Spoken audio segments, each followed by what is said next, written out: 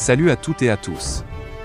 Vous êtes bel et bien sur la meilleure chaîne de l'information, la communauté des analphabètes. Vous informer est notre priorité, n'oubliez pas de vous abonner à la chaîne pour ne manquer aucune de nos prochaines vidéos. Allons-y.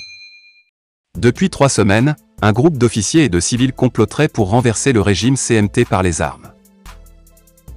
Selon nos informations qui sont en train d'être recoupées, ce groupe d'officiers prévoit de mettre à la tête de l'État un civil comme président de la transition pour une période de 3 ans en suspendant toutes les institutions en cours, y compris les préparations de dialogue amorcées.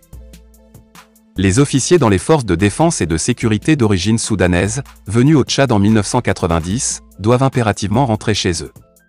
Même si certains ont des liens de parenté avec nos frères Agawa du Tchad, à chacun son pays, et à chacun sa nationalité. L'ironie a assez duré, et ceux qui ne cessent de souffler sur la braise communautaire doivent cesser de jouer à ce jeu machiavélique. Toutes les communautés au Tchad qui vivent à cheval des frontières ont des liens les uns aux autres de l'autre côté. Mais les Agawa soudanais qui sont venus au Tchad en 1990 sont en grande partie la source de nos problèmes.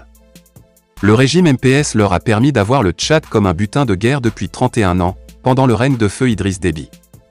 Constatant leur anarchie et leur hors-la-loi, certains cadres avaient posé la question à feu Déby: pourquoi il les laisse faire cela? On les garde pour le besoin de la cause, répondit-il.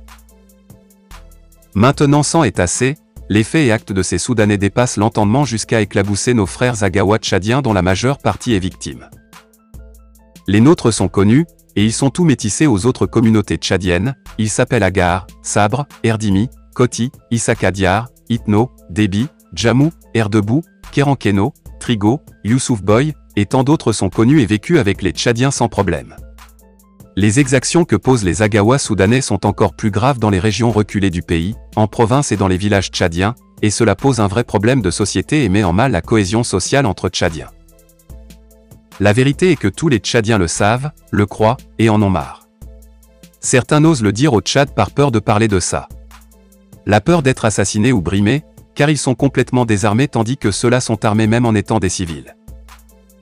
La responsabilité de l'État.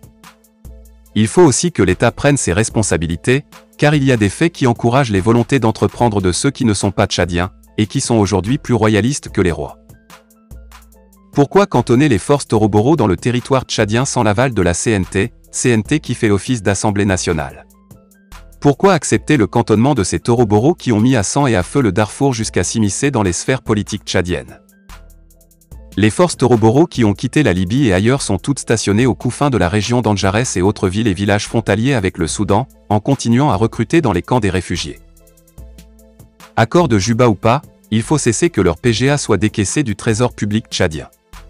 Oui, toutes ces forces, tout comme leur chef, seraient entretenues par le Tchad, on ne sait pour quel objectif. Ce sont ces condescendances des responsables de l'État tchadien qui ne fixent plus de limites à ceux-ci dans les problèmes politiques au Tchad, jusqu'à ce qu'ils se croient en pays conquis. Qu'on ne vienne pas nous dire que ces officiers Agawa soudanais font des gymnastiques pour faire des enchères et faire place à leur progéniture. Le danger est là, présent, chaque jour, la tension est permise en se disant que tout peut s'éclater à tout moment. Nous œuvrons pour le dialogue entre Tchadiens en respectant toutes les opinions, mais la transition actuelle doit continuer du moment qu'elle vient de commencer à Doha, et qui doit conduire les Tchadiens vers le dialogue inclusif. On comprend bien que cela doit se passer par des sacrifices, faire certaines concessions honorables pour avancer parce que notre pays a tant souffert, et a besoin de paix pour avancer, pour le développement, pour l'essor économique et politique, pour l'éducation et la formation des cadres de demain, pour la santé qui reste précaire, pour l'énergie restée depuis l'indépendance sans évoluer, pour l'emploi et le pouvoir d'achat, pour l'eau dans les régions sinistrées et arides. Sans la paix, rien de ces choses dites ne se fera. Et chaque jour qui passe condamne le futur des générations à venir.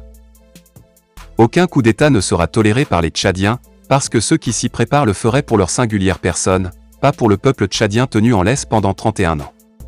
Le Darfour est assez vaste pour contenir tous les biens des Tchadiens pillés.